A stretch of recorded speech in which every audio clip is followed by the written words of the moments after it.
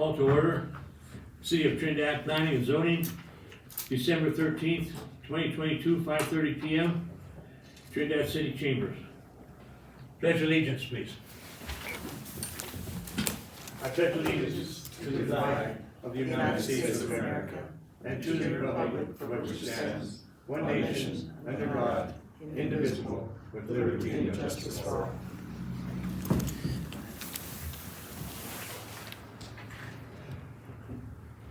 Before I get to roll call, people in the audience, we do have a quorum. The rest of our people are online, just so you know. Roll call. Armijo, Coker, Sam? Yep. Materano, Here. Norris, Here. Spain, Rolo, Here. Leone, Here. Public comments, any? No public comments? Approval of the minutes of October 11th, 2022, regular planning and zoning various commission meeting. Have you all had a chance to read them? Yes. If there's no additions or corrections, do I have a motion, please? Also move. Do I have a second? I'll second. Second by Mr. Coker. Roll call. Armijo, Coker, Materano, Yes. Yes. Norris, Yes. Spain, Rolo, Abstain. and Leone. Wasn't it? Yes. New business.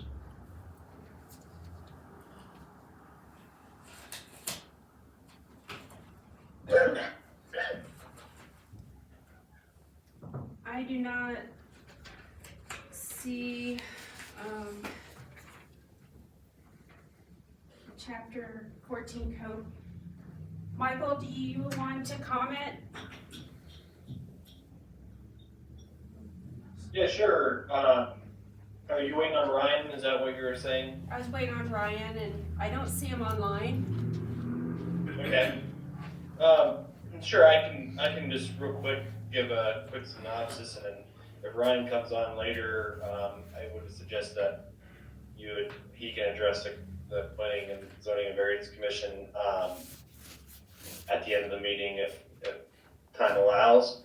But we did kick off the area-wide planning effort as well as the code effort at the last meeting.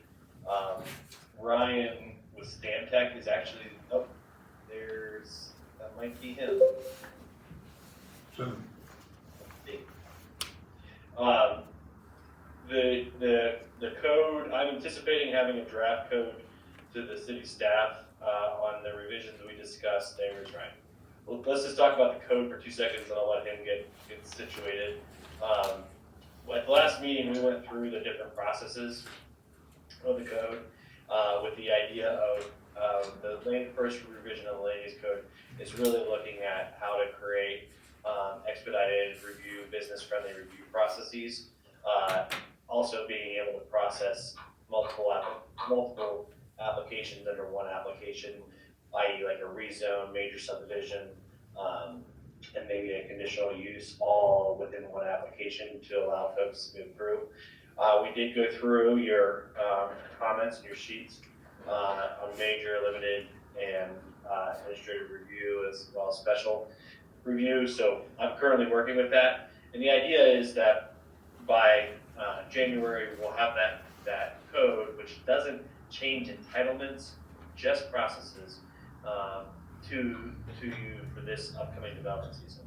While that's happening, Ryan is kicking off area-wide planning, which is looking at the redevelopment and reuse through the Brownsville EPA Brownsville program, which I'll let Ryan talk to.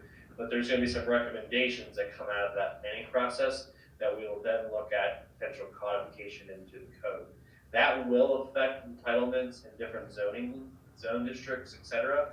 And so I envision that being a separate, entirely different discussion with the Planning Commission, as I expect a robust public process around that.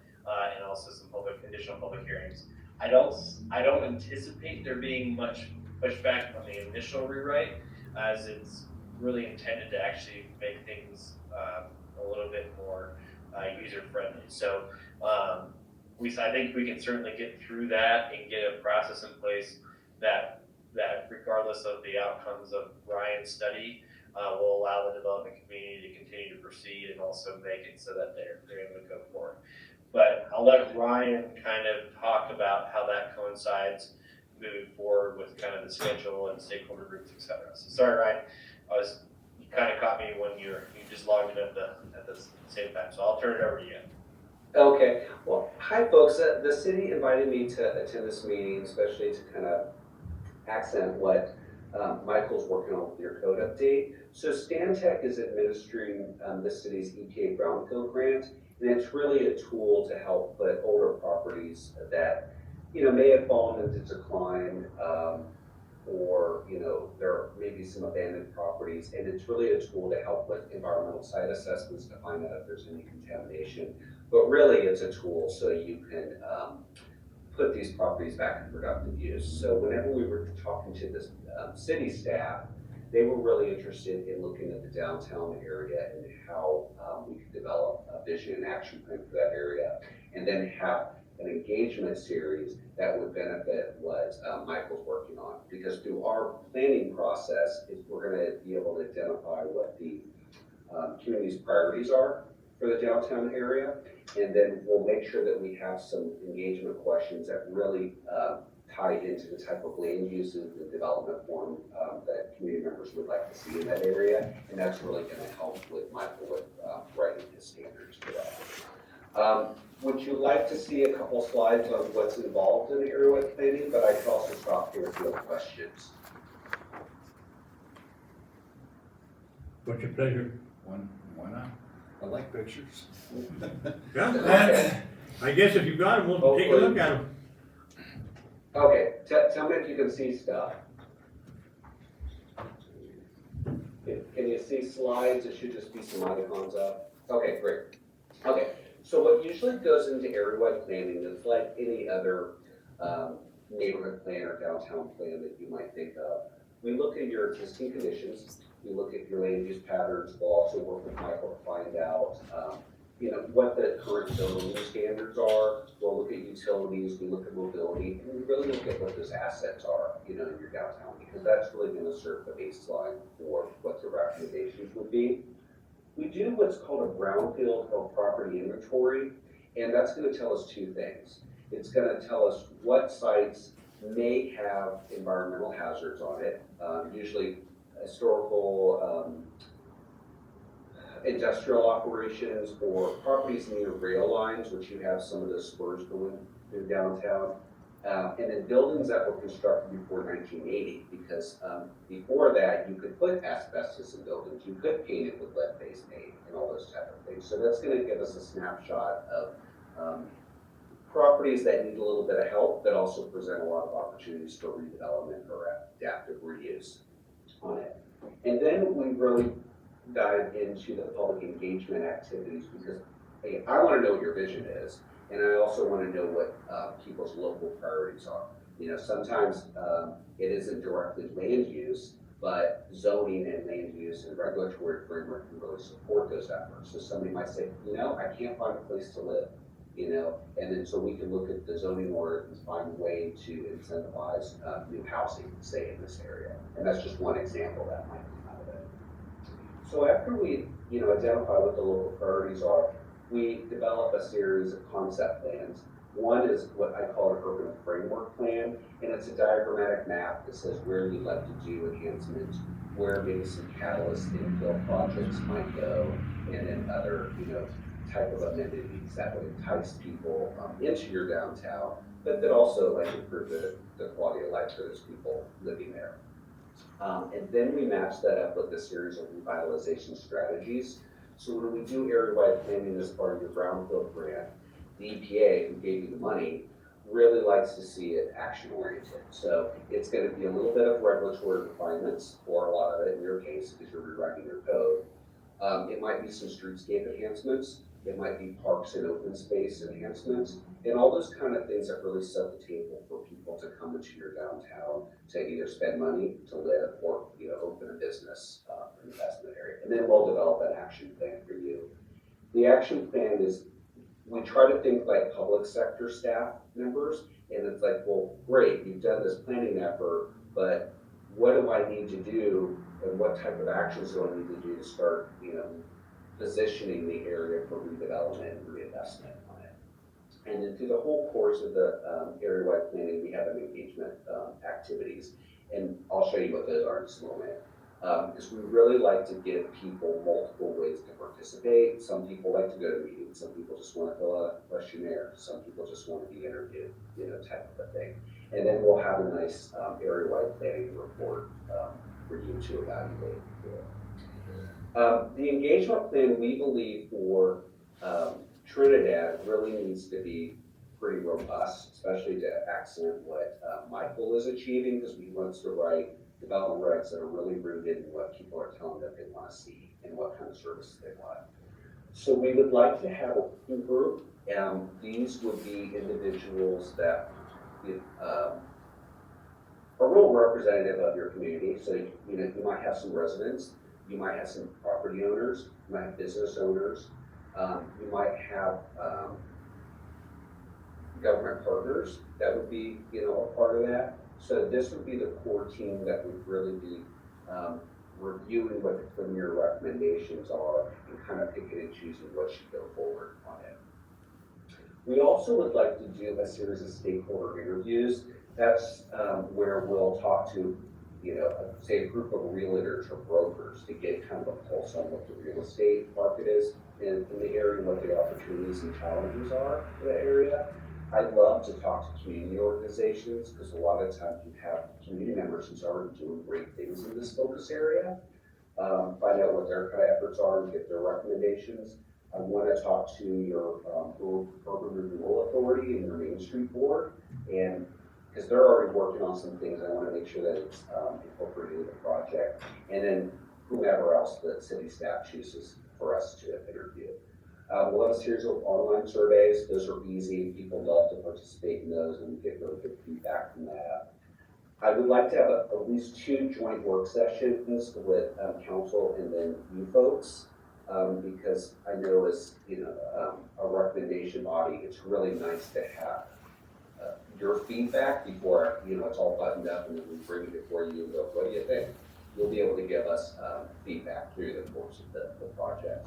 And then we'll have a couple community workshops on it. So that's all really important to identify the community priorities. It's really going to help Michael do his work. That's kind of a high level. Did you have questions for me on the process or what would go into the area-wide planning? Ryan, the only thing, could you add a little bit of additional color to what the EPA grant was, and I'm not sure if they're aware of the award that the city received from the EPA to do this process, so maybe you could just speak to that and the requirements of that grant real quick. Sure. Okay. So a brownfield is defined as a property that has perceived or confirmed environmental contaminants. And to put it in layperson's terms, that's say a former land use that may have put pollutants or hazardous materials left over in the soil, in groundwater or vapor, or even older buildings. So the EPA provided the city with, I believe it was $600,000 in order to assist property owners with environmental site assessments, to do inventory, and also to do reduce planning on that.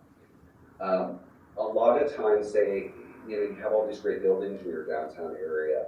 They're pretty old, so there's probably the potential of there being hazardous building materials in that.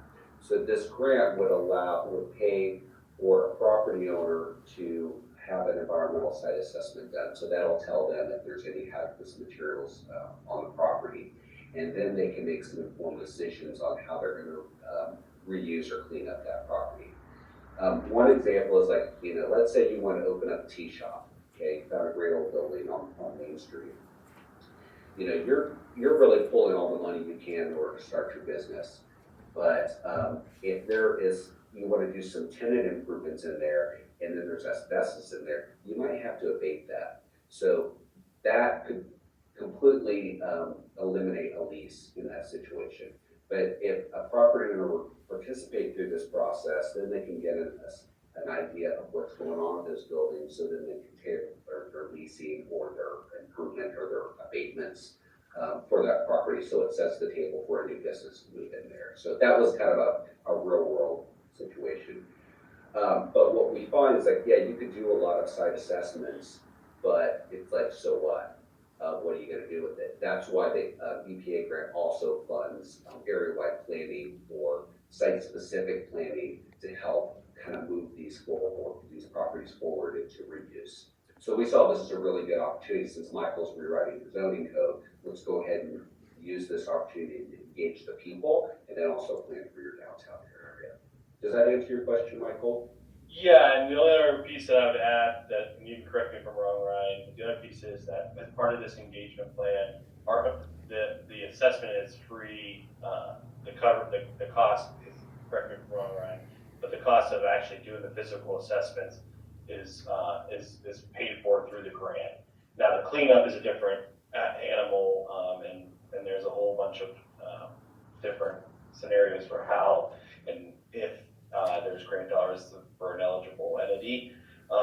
But the good news is that through this engagement process, we were able to do a phase 1 and even a phase 2 assessment and pay for it through this grant. And the goal of part of this whole process is to get those property owners to the table, let them understand what those assessments mean for their property, and get them to participate. So we have funding for about 10 additional properties that we hope to get through that process so that property owners understand what's actually going on in their property and what it would cost to get their buildings fixed up and abated.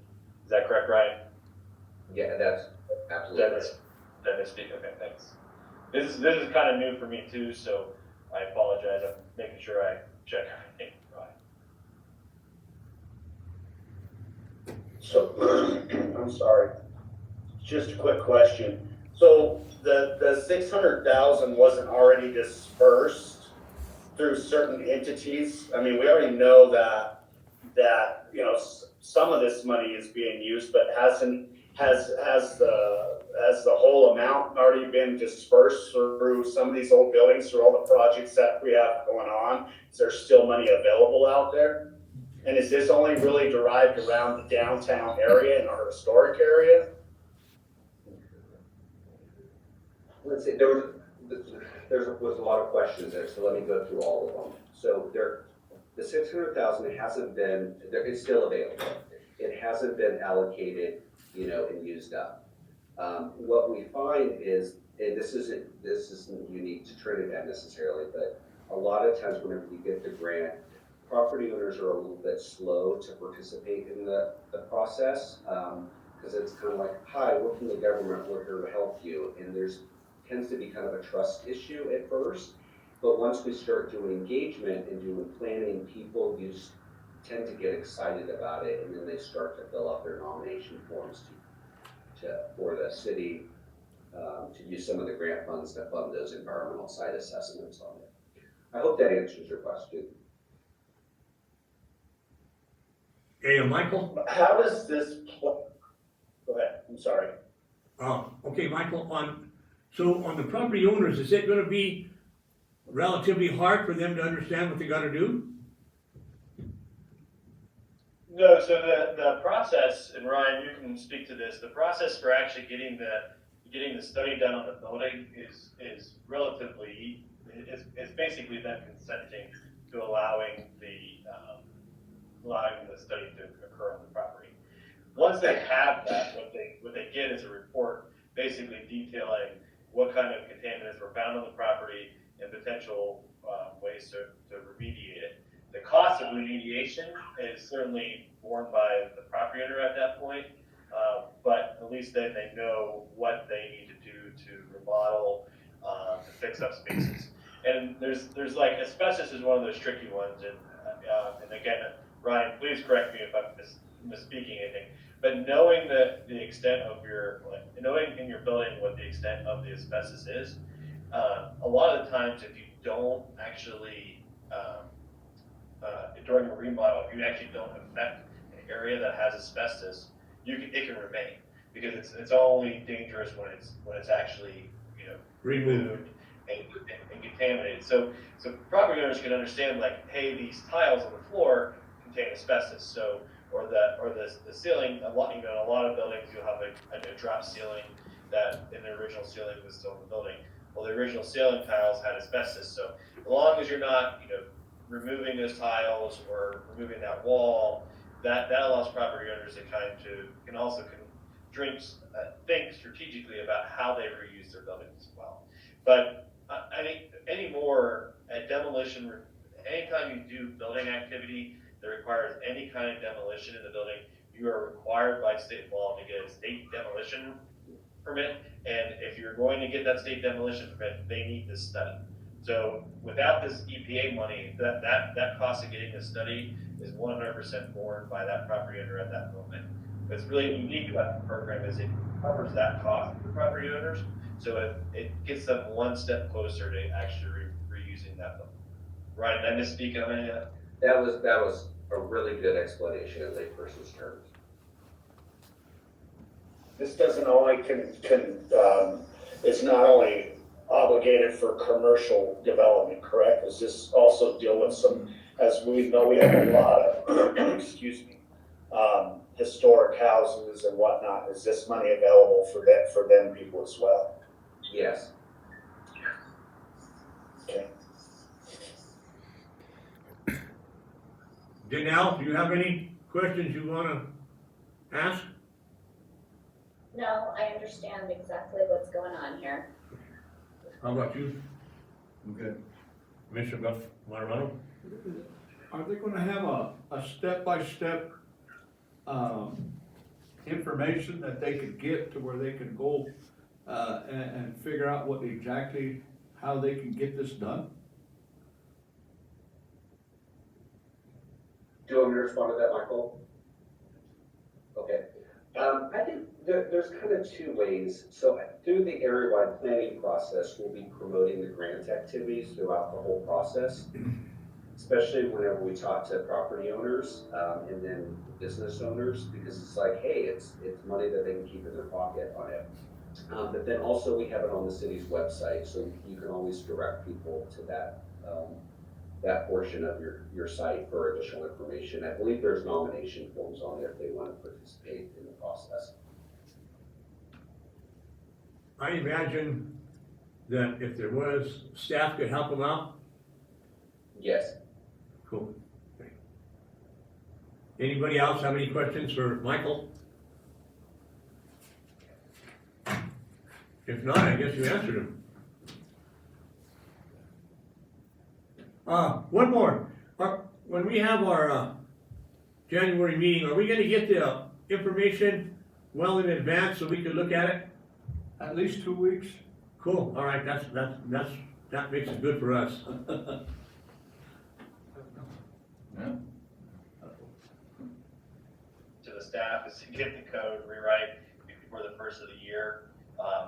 Certainly, right now it's 212 pages or something along that line, so obviously the internal review of staff is going to take a week or so, if not more. So yeah, my plan is to have the draft rewrite with the processes to the staff by the first week of January, and then we will be turning over to you that code. I will also try to prepare some documents that allow the Planning, Zoning, and Variance Commission to really focus your reviews on what changed and what didn't change. So really there's going to be, I don't know what article it will be, but say it's Article 4, which is the new process zone section of the code. That's really where a majority of your focus for that meeting is going to be, because I do not intend, except for a couple egregious things that really need to be fixed, and I will call those out. I do not intend to change the wording of any like review standard or conditional use, like site specific standard that is currently in the code, or or change any kind of entitlements. I'm certainly not gonna change any of the use tables, setbacks, lot coverage, any of that stuff. So again, it's really focused on the review procedures and that's it. So that's what our review will be focused on, and I will do my best to call that out and kind of highlight those pages in that portion of the code for you guys to really review. And I'll probably create a separate PDF of that section so that you're not having to comb through the entire code. Well, I think that would all help us out up here if we get it that amount of time. Mr. Norris, do you have any more questions you wanna ask? Mr. Martin? No, I just would, is there have you written up, anything that summarized just our last meeting as we went through and filled out that spreadsheet of, I did send to Chris, and I think Chris, you can comment if it's on the drive or not, but I did send this table filled out, with the X's and that you guys went through, with your determinations on each of the land use categories. So, Chris, is that on the drive? It is not currently, but I can, add it to the drive or share it with the entire commission. Why don't you share that with the entire commission, and if you see something that I missed or mistakenly identified as one of the processes from last meeting, please let Chris know and she'll let me know immediately. Mr. Coker, you have anything you wanna add or ask? No, sir, I think I'm okay for now. Ms. Rollo? Do you have anything, Mr. Rollo, that you wanna add or at this time? Nope, okay. I guess we're good. So we'll just wait for your information. It'll be great. Thank you. I'm looking forward to getting it off to you. It's a good time of the year for me to stare at a computer and drink Red Bull. Thank you both for your information tonight. Appreciate it. Thank you. Okay, Thank you. public hearing. Final plat, Mr. Peters.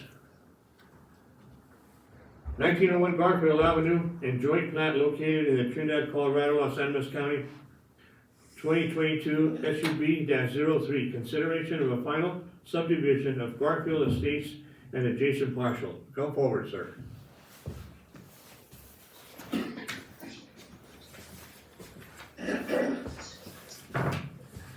I know you know the routine. Yes, sir. You want to bring anything forward to us? I don't think I got anything to say. I think it's all been said. Staff? I do have the plat map that I'd like to point out some changes, Okay. if that's okay.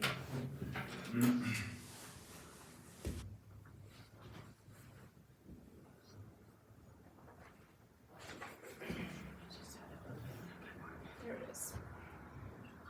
All right, you're probably very familiar with the plat map that was presented at the preliminary staff meeting. The only changes with the final plat is we'll have we're in contact with your architect for the water line that will run to the house, and it's okay that is in process, and we will have that in place. And there is a development agreement to be signed, and the essence of that agreement states that if these two tracts are sold off or developed, they'll need some infrastructure such as sidewalks. So that's in the agreement. We've also added the parkland dedication open space in this area up here. So How much was the total dedication area? 8.85 acres. how vertical is the donated area? It's pretty- all the canyons, right? Yeah. Yeah. Most of the property. Yeah, right, I know, right. And there is still the deed that's coming for this, right-of-way area for, Utilities, proposed utilities, electrical, and then the proposed road that is going Garfield, that'll be in here. And we're not requiring Mr. Peters to do any improvements on this because of that. So in essence, that's everything in the final plat for review.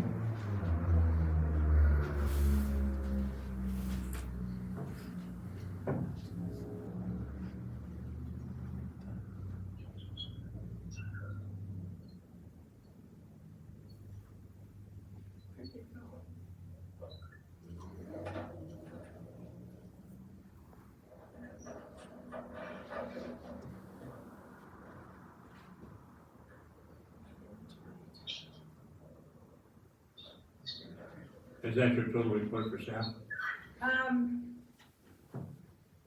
Basically, yeah, just to let the commission know what is coming thus far, and the changes in the map.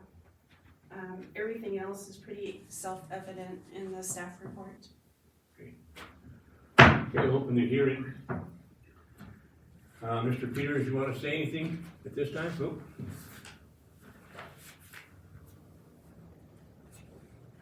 Take questions. Got any questions? I don't know, questions?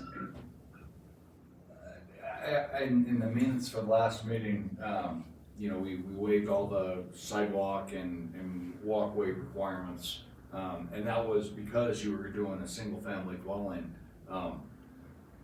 I would just like, it is a stated thing, I mean, walkability, sidewalks and paths all do add value, so you know, I would like to see those kind of things, you know, if you can work them in a way that's feasible, I think they do add value to your property and would ultimately, you know, be in your best interest, so. I think that's all in the documents already from last time. Well, what we said in the documents from the last time was that he didn't have to put those in. Right. And so then now we're saying if he subdivides, then he would be required to put those in. And I just really wanted to say that we waived those requirements because he was doing a single family Right. dwelling and if he were not, if he was doing a development, then we would want to have some of the walkability things for those people. So that was the only clarification. Yeah, Mr. Norris, that's in the subdivision Right. agreement, Okay. that, if I sell off one, Right. need people, I guess, go to build a house, they will have to put the curb in gutter. We go to the next one, and whoever the owner is, it's gonna Right. transfer to the owner. It's one of Right. the things we're working on. So it transfers over and that's there. Basically, Mr. Peters is back here for the dedication of the parks area that he did already, that she said. Okay, so, any other questions? So, Mr. Peters, you can sit down. I'm a little confused, but is Mr. Peters being required to add the sidewalk area to the two parcels that are, you know, basically what he might sell later on? Is that what we're saying, or are we saying that he has to do a sidewalk all the way up and down Garfield No, after the, where his easement is? Because that would be where sidewalk would have to go, correct? So is this a burden, or not a burden, but is this something that Mr. Peters is responsible for with this agreement? Excuse me. go ahead. Included in this staff report is the subdivision improvement agreement in your staff report. And it included in their agreement is if Tim Peters sells off those two parcels at the bottom and they so choose to improve it, then yes, we will require sidewalks in areas that make sense areas of improvement that would make sense to development. But Mr. Peters is not required, Oh, yes, but it is in the agreement that in future development, it will be considered On parcels 2 and 3. on 2 and 3. Right. And then along Garfield, we're not requiring that because there will be future improvements to the road and sidewalks, so it would not make sense to put in sidewalks and then have them ripped out. okay, Ms. Rowell? thank you for clarifying. Good, just I another, understand, I read the agreement. Okay. if the city wanted to put a trail on that along Garfield, could we with that easement? You'd have to tear it out afterwards because the utilities would go in there. I'm just, I mean, a suitable place for the trails would be along the top of the area, which is where the open space Right, is right. granted. well, I'm thinking, cause you can't, traveling along Garfield, you're not gonna ride a bicycle along there. I mean, unless, if you wanna live, so, the ability to do trails, I was, okay, That's something that we're not worried about tonight. okay. I was asking the question whether we All right. could do that on the easement. All right. Anyone else have any questions this time? If not, anyone here or against this particular application for Mr. Peters? Anyone here for or against this application for Mr. Peters? If not, I'll close the hearing. Commissioners? I like the way that you forwarded the responsibility of the sidewalks to the future development. That was So- well done. Do we have a motion? I need a motion. I'm pleased with that. I move that we, Approve. make a motion that we approve this, I mean, do I have a second? Second by Mr. Marrano. Roll call, please.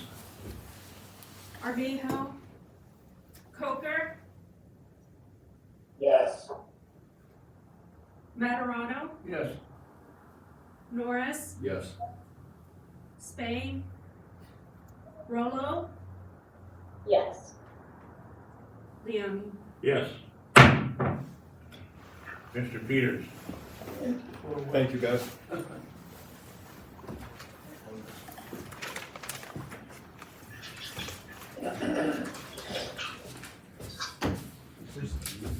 The deed for Roger?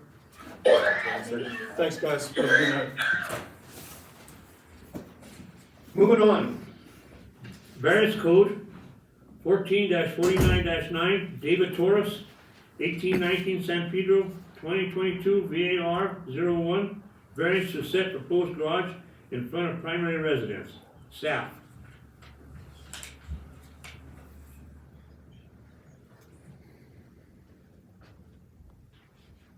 Commission, this is 2022, variance 01 for property owner and applicant David Torres. This property is located at 1819 San Pedro Avenue, which is on the outskirts of the city limits. It's just within the city limits, ain't it? Yes, it's right on the line. His alley is located on the outside. And it's just within city limits, and it is considered, city view heights. So, the applicant, David Torres, is applying for a variance to build a freestanding garage in front of his existing house on the property located at 1819 San Pedro Avenue. The variance is requested because Mr. Torres is unable to access the garage from the back area or the side portions of his property. Minotaur Construction is proposing to build a 20 by 24 garage with a 412 roof pitch. This roof pitch is complementary to the roof pitch of his existing home. And as you see on the second page, it shows the location of his home, and this home does have access to trash service on the back end, but residents are not allowed to park behind the residence or access from the back. So there's only a front access for this residence. And in here, since this roof pitch is comparable to the residence, we recommend that he not have an extra expense of putting in a 612, because that would not be complimentary. Down on structures, the proposed plat map contains the required details as drawn by Josh Martinez of Minotaur Construction and Development, LLC. If you look at the plans of the proposed placement of the garage, the cost estimate for this garage is $40,000. And the applicant really has no alternative location for this garage. Only where the owner and the builder proposed it to be built. When I went through the City View Heights restrictions, and it did not state that a garage in the front of the house was allowed. It only states that one garage is allowed on the parcel. So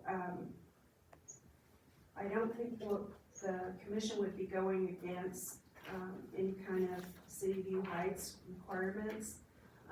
Also, I put the inventory of the roof pitches, if this is an issue, in your drive for reference. And I have the comments by all staff as far as approval. Everybody on the development team has reviewed this, and our utility team has been out for site inspections, and the utilities are in conformance to code. If y'all have any questions, I'd like to answer them. Oh, one other thing is the pictures that I provided in the report on Exhibit C, they show Mr. Torres's neighbors on either side who have existing garages in the front yard. Now, if we did not allow Mr. Torres to have this garage in his front yard, he would have no choice but to park in his front yard, and that would be out of compliance with City View Heights ordinances. That piece of property is not part of City View Heights, is it? It states in the, it's on the outskirts of City View Heights, but I mean, you could ask different people and they'll say it's inside or outside. On the legal description, it says City View Heights, so it was probably on the original plan. It's about 5 houses down, it starts City View Heights, right? Yes, most of City View Heights is considered on the internal board blocks, Onondaga and in that general area. Yeah, This is sitting on the outskirts. because when you're coming off of San Pedro, that ain't even That's not part part of the City View Heights. no. Yeah, I remember when them houses were put in. So the ordinance may not even apply to this. As far as, Okay. Okay, open the hearing. Mr. Torres, you wanna come up forward, please? Can you introduce yourself and, Well, I'm David Torres from 1819 San Pedro. And as you said, I'm just trying to get what everybody else has in mind along that whole line. In fact, for one of your houses. What I've done is taken a picture, if I may pass it, you can pass them down. You can see there that everyone has a garage in front of their house. Those that are closest to me are actually detached garages. I think along that whole strip of land was about 2.5, 3 blocks long. There's a couple, 3 empty lots. And I think it's Mr. Abeta, about 1.5 blocks down, doesn't have a garage. And myself, I don't have a garage. And I'm just asking for what everyone else has. They can't see them. Yeah. We have real good pictures in our, in the packet Yeah. as well. But you can see the garages there, and they're all detached. I mean, I just want what everybody else has. So I saved a lot of money to do this, and so I would like to get it done. You know, it's, if I had access, my preference would be to put it in the backyard, but I do not have access. You know, So there's an alley, but they can't use the alley. the way that runs, I never. you can use them, but you can't park in it. Oh, okay. They're using it for trash, am I correct? That's part of Arizona, where on the west side, you have the Masonic Cemetery. Okay. On the east side is not the cemetery proper, but the property still belongs to the cemetery, to the Masonic Cemetery. And there's a 6-foot chain fence all the way up and down that for 3 blocks. None of us, and that's why all these garages are in front. Yeah. Because none of us have access to our backyards, really. That's, I mean, you said, I just had to ask, I'm sorry. But thank you for. I don't know if Is you this see the these house right here? pictures. Huh? Is this the house right here? Any other questions? Really, the other Yeah, pictures but I serve got a lot better. the- I don't either. Yeah, I wish you meant that. I'm fixing it up. Any other questions? Janelle? Any questions for Mr. Torres? No, the only question I had is, from my memory, before I was on the commission, I remember roof pitches being a big, big deal. And it's below the 5 pitch for that subdivision, so I was just curious what everybody's thoughts were on that. In the subdivision, I think the city code right now is 612, but most of them in the subdivision, if I'm correct, Mr. Monterano, are 512. Most of them are 512. And on this street here, it's got a 412. Yes. The whole street is 412? It's a 412 on some, not, it's the part that San Pedro, that does not belong to the City View Heights, that portion is on a 412.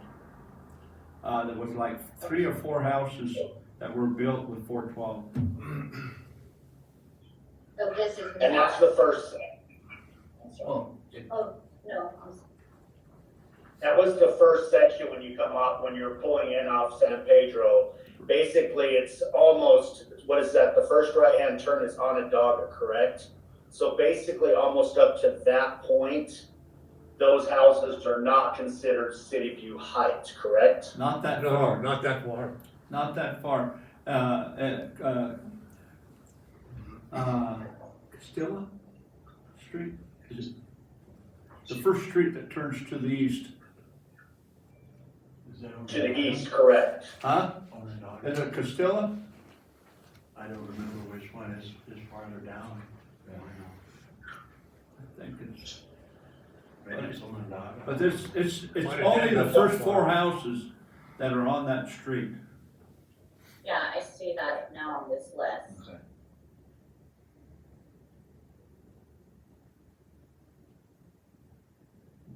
I have no other questions. Do you have any, So it'd be safe that his house is not in truly listed City View Heights, correct? Correct. that's correct. Okay, Anything else? I have nothing further. Janelle? Mr. Norris? I don't have a problem with the roof pitch. I think it is, it matches the house, it matches a lot of the ones in the neighborhood, and so I think he's met all the requirements. I don't have any problem with it. I don't have a problem either. The I think property that is in a helps. growth area. We all know that. There's still some And room. it's gonna fit in with the neighborhood. So I don't see if there's any problem, but any other questions for Mr.? All the, Okay. I'd hate to ask you, did you send out a notice to the neighbors, just, I mean, Properly okay, noticed. and they were okay, yeah, I mean, I didn't receive any responses. awesome. Go ahead and sit So down. they had the They opportunity to have respond. garage too. Yeah, I know, they all care, they got their garages. You can sit down. Staff, got any more input? Nope? No, sir. Okay. Anyone here tonight to speak for or against this particular application? I see none. Close the hearing. Commissioners? What's your pleasure? I think that this is a really well done, write-up, and it, Application. yeah, I mean, it really helps us do our job, and a good job on that, and I think he's met the criteria, that are needed to approve this, so are we doing discussion, or are we? I guess No, we're no, discussing. just- I'd like to make a motion that we approve it. I'll second it. Second by Mr. Morano. I would like to say one thing. The information that you brought in here was good, Thank you. Very good. very good. It was an application, you had pictures. I went out myself, I always go out, just ride around, figure out what we're doing. And your application was pretty detailed. Well, I think you need to thank Chris a lot for that too. She did. Well, I know staff has a lot to do with it, but I'm just saying that's the kind that we like to see. Because then we know what we're voting on. Some of us don't have the time to go out and look at this kind of stuff. And so we rely on what you bring us and what staff brings us. So I have a motion and a second, roll call. Armijo? Coker? Yes. Materano? Yes. Norris? Yes. Spain? Rolo? Yes. Leone? Yes. Go build your garage. Thank you. Yeah. Make it pretty. I'll invite everybody to a little party. All right. Kristen, We're gonna hold you to that. yeah. You Bring a bottle guys- of champagne. Okay, Thank you. thank you. Thank you. Okay, reports. Chairman's reports. I have, no report to make at this time. I just think that, what we did tonight for Mr. Peters, he's been here a number of times. And, he's done a lot up there already. We've just been waiting for him to get so he can build his house. And I don't have any other report, commissioners, report of any type? Sam, you have a report of any type? The only thing I'd like to say is the city did a wonderful job with decorating our community. It looks great. You see major improvements. So kudos to the city, number one. I guess I do, not really a report, but I do have a question. So with Mr. Peters, now that we've gone through this process on this, how much further is it till this guy gets to break ground? Does he still have to go back to city council? Is there more stuff that has to be approved? Are we going to see this come in front of this again? Let's hope not. As far as the subdivision goes, this has one more hearing before city council for consent, and then Mr. Peters can proceed to pull any permits that When does it go in front of city council, out of curiosity? December 20th. The 20th of December. Thank you. Mr. Old? I have nothing further. Mr. Norris? I've been enjoying the street, the striping on the streets. It's great. Yes, it is. No, I have nothing. And that was done with the material that they do on highways. I don't know if you guys noticed that. There's sand put on that. It's reflective in the nighttime. It makes that whole paint come out as a reflective. And you realize they did that all at night. Did nothing in the day. Oh, really? No, I didn't. Them guys were out there when we were having 10 degrees. I was coming from a cemetery meeting and they were out there Wow. with their white uniforms on and doing the intersection right up here. Mr. Marano. I just think it's gonna be great if we get that first street done. I think the first street's coming out on around the 21st. Man, that's been that way for how long? Hey, any other thing for commissioners? Good. Chris, any kind of report? I just wanted to mention that if anyone does not have access to your staff reports or the reports that I drop in the PZBC drive, to please let me know. I don't want anyone to go without knowing what we're trying to vote on or anything like that. So feel free to reach out to me and let me know if you can't access a drive or if your laptop's no longer working. I'll be more than happy to assist. Okay. And that's all I have. Are you gonna get us the report that Mr. Norris asked for that we voted on last time, that we went down the list and made an X and? Michael Harriman's report, yes. I can either I'll drop it in the drive and I'll send it out to everyone. Right. Yes, I will. That was a good question, Mr. Norris. Thank you. Uh, I like Just the let us- drive because I can't lose papers in the drive. I'll do both. I'm moving anything else? I've heard of that. Anything else? I'm good. Have a motion to adjourn? I move. Adjourn.